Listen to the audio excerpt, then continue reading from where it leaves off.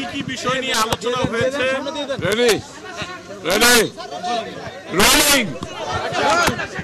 Sir কি কি বিষয়ে আলোচনা হয়েছে, তারা কি বলেছেন এবং আপনারা তাদেরকে কি বলেছেন?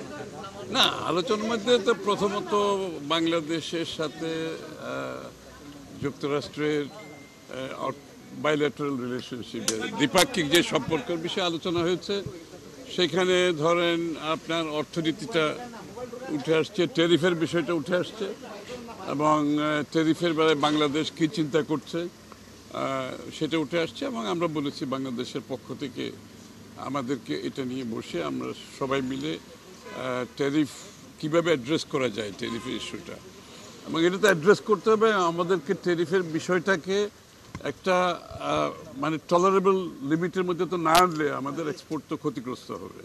সুতরাং এটার ব্যাপারে আমাদের আলোচনা হয়েছে।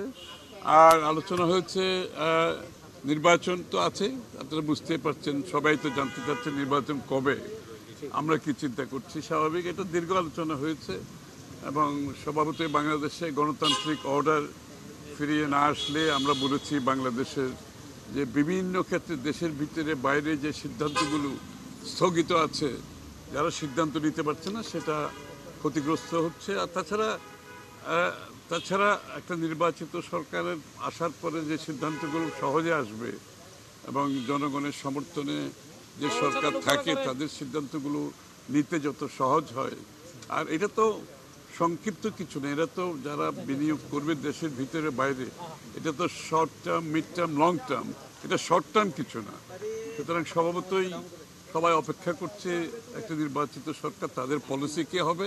আর আমরা যে আমাদের পলিসি আমরা জানতে চাই যে বিএনপির পলিসি কী হবে, যে অর্থনৈতিক পলিসি কী হবে, সেটা আমরা বিস্তারিত বলেছি। যে আমরা বিগত দিনে বাংলাদেশের যত সংস্কার হয়েছে, যে অর্থনৈতিক সংস্কার বিএনপির সময় হয়েছে, রাজনৈতিক সংস্কার বিএনপির সময় হয়েছে, যে বহুদলীয় গণতন্ত্র থেকে মুক্তবাজার অর্থনীতি থেকে শুরু করে বিচার বিভাগের স্বাধীনতা থেকে শুরু করে সব সংস্কার বিএনপির সময় হয়েছে। এবং যা অর্থনৈতিক যে সচ্ছলতা বাংলাদেশে এসছে, যে আমাদের অর্থনৈতিক সংস্কারের কারণে আসছে, এবং আগামী দিনে আমরা আরও বড় ধরনের সংস্কারে, অর্থনৈতিক সংস্কারে যাব, সেটা তারা আশ্বস্ত হয়েছে। যে কিছু জানতে চেয়েছেন কিনা, তাদের কোনো মনোভাব আপনারা বুঝতে চেয়েছেন কিনা?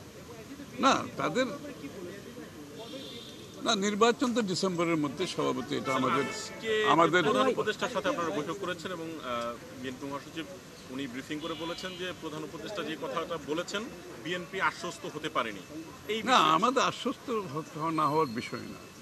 যে প্রধান উপদেষ্টা যে ডিসেম্বরের মধ্যে নির্বাচনের কথাটা বলেছিল, আমরা সেটাকে রিপিট করেছি এবং আমরা বলেছি আসলে নির্বাচন ডিসেম্বরের আগেও হতে পারে।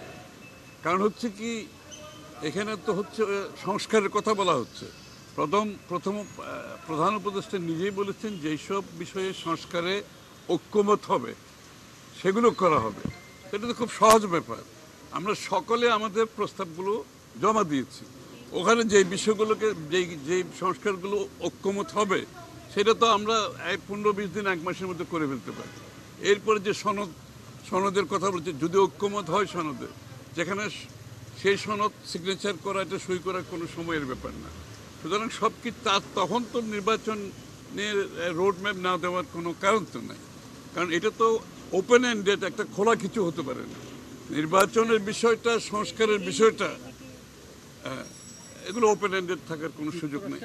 কোনো পরামর্শ বা কোনো চাহিদা কিছু তারা জানিয়েছে কিনা আপনাদের?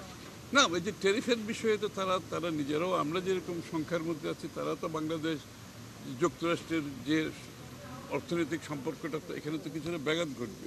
এই জন্য আমরা কী করতে যাচ্ছি, যে বিএনপির পক্ষ থেকে আমরা যেটা চিন্তা করছি আমরা বলেছি এবং আমরা এটার উপর আরও কাজ করছি। এবং আমাদের এটা একটা 90